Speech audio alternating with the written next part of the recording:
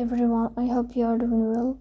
Today we'll talk about how to fix or how to solve the problem of not responding on Google Meet. We click on settings.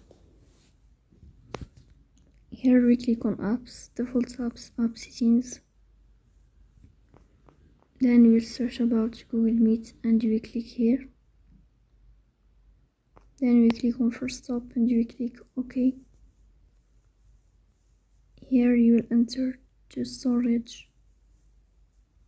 Then we click on clear cache. Here we'll turn off your Wi-Fi and you will turn on your Wi-Fi again to fix that problem.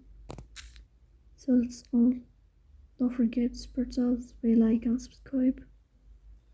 See you next time and thank you for your watching and your attention.